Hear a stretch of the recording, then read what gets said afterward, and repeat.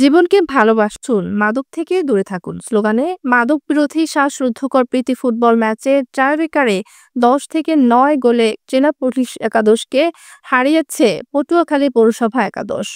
আপনারা বুঝতে পেরেছেন সহযোগিতা করতে করে বাড়িয়েছেন।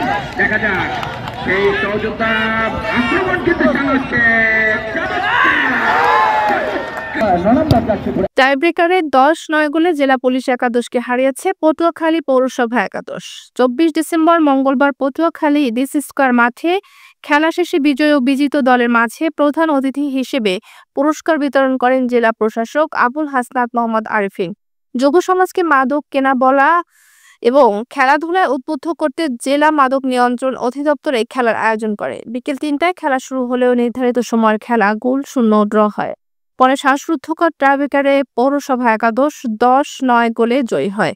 পুরস্কার বিতরণ অনুষ্ঠানে স্বাগত বক্তব্য রাখেন জেলা মাদকদ্রব্য নিয়ন্ত্রণ অধিদপ্তরের উপপরিচালক মোহাম্মদ হামিমুর রশিদ। আরও উপস্থিত ছিলেন অতিরিক্ত জেলা প্রশাসক যাদব সরকার, ডিডিএলজি ও পৌর প্রশাসক জুয়েল রানা, সহকারী পুলিশ সুপার আরিফ শাকুর প্রমুখ।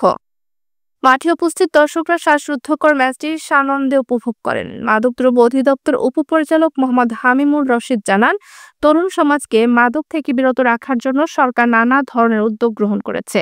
তার মধ্যে খেলাধুলার মাধ্যমে মাদককে না বলা, তাদেরকে খেলাধুলার মধ্যে সম্পৃক্ত করা গেলে মাদক থেকে দূরে রাখা সম্ভব হবে। এই লক্ষ্য নিয়ে এ আয়োজন।